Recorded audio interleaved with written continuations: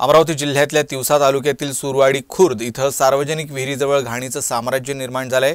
या विरोधात गावकऱ्यांनी रोष व्यक्त करत ग्रामपंचायतीला निवेदन सादर केलं। तिवसा तालुक्यातील सुरवाडी खुर्द येथील सार्वजनिक विहिरीजवळ घाणीचं साम्राज्य निर्माण झालं असून दुर्गंधी पसरली आहे। सुरवाडी येथील नागरिकांचा आरोप आहे की सार्वजनिक विहिरीजवळ जो कचरा जमा होतो तो उचलला जात नाही। ग्रामपंचायतची कचरा गाडी नियमित येत नाही, त्यामुळे कचरा उचलला जात नाही। गावातील नाल्या साफ केल्या जात नाही। सुरवाडी येथील नागरिकांचं म्हणणं आहे की पावसाळ्याचे दिवस असल्यामुळे गावातील नागरिकांचं आरोग्य धोक्यात येईल। सुरवाडी येथील नागरिकांचा आरोप आहे की कचऱ्याची विल्हेवाट आणि कचऱ्याची गाडी नियमित पाठवावी, त्यासाठी सुरवाडी येथील नागरिकांनी ग्रामपंचायतीकडे निवेदन सादर केलं। पण आमच्या ग्रामपंचायतमध्ये आमच्या घरासमोर इतकी घाण आहे, हे आहे ते आहे, पण आमची ग्रामपंचायत आमच्याकडे लक्ष काही देत नाही। आणि आमच्या येटायात सगळे लहान लहान मुलं आहे, त्यांच्यासाठी पण बिमारीचं आमंत्रण आहे। हे एक निवेदन म्हणून एक बिमारीचं आमंत्रण आहे त्यांच्यासाठी। एवढं सांगूनही द्यायले किती वेळा म्हणान कचरा नाही, काही ते कचरा नाही नेत, काही नाही करत। विहिरीचं पाणी सगळं विहिरीजवळ कचरा टाका लागते आम्हाला, खरकटं तिथंच टाका लागते, कचरा तिथंच टाका लागते। सगळ्या रस्त्यावर येऊन राहिला, जाणाऱ्यांना त्रास होणार आहे, तो होऊन राहिला।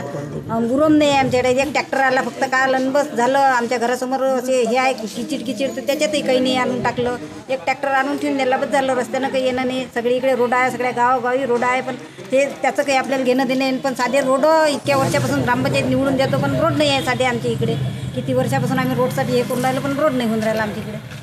त्यासाठी आम्हाला नाल्या साफ नाही करत, आमची वरच्यावर नाल्या साफ नाही करत, आले करते बस, काय करते काय नाही, चालले जाते।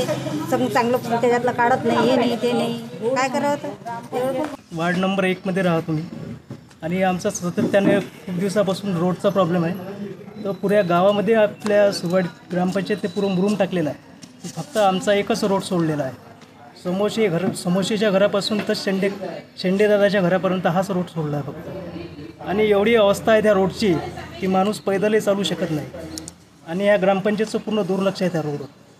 आणि 3 सदस्य आहे, सरपंचसुद्धा आमच्या त्या वार्ड नंबर 1 मधलाच आहे, पण तरी दुर्लक्ष चालू आहे। सदस्य पण वार्ड नंबर 1 मध्ये, बाकी इकडे चार ट्रिपा मुरुम टाकलेला आहे। इथं एकही मुरुम नाही टाकला, कारण की लहान लहान लेकरं जाव कसे तेच नाही समजत आहे शाळेत।